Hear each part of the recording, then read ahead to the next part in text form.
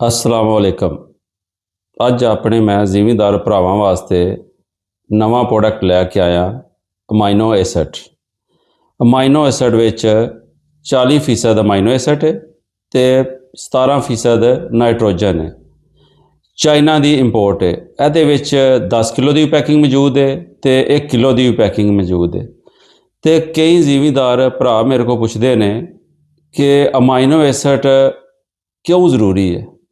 Amino acid साडियां फसलों वास्ते बहुत ज़रूरी है क्योंकि अमाइनो एसिड ही साडियां फसलों दी जड़ां नूं मजबूत करदा है, साडी फसल की नशो नमा बढ़ांदा है, उहदी ग्रोथ बढ़ांदा है।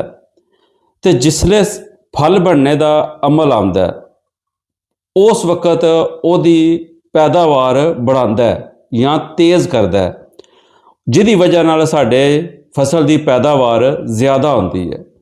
तो दूसरी सब नालों अहम अमाइनो एसिड इस गल्ले वे कि साडे अक्सर ना तुसीं वेखदे हो दे सख्त गर्मी आती है तो सख्त सर्दी पैंदी है तो साडे फसल की ग्रोथ ना पौधे की ग्रोथ रुक जाती है। उहदे वास्ते अमाइनो एसिड की स्प्रे बहुत ज़रूरी है, जिहदी वजह नाल वो ग्रोथ नूं दोबारा तेज़ करदा है, उहदी जिहड़ी स्पीड रुक गई होंदी है, पौधे की रफ्तार रुक गई होंदी, नशोनुमा रुक गई होंदी है।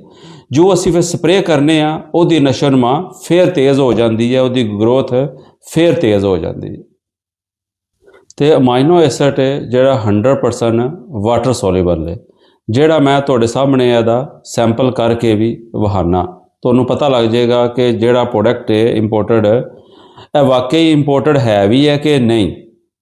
इस गल्ले का सैंपल मैं तुहाडे सामने करना, तुहाडे सामने बैग चों कढ के।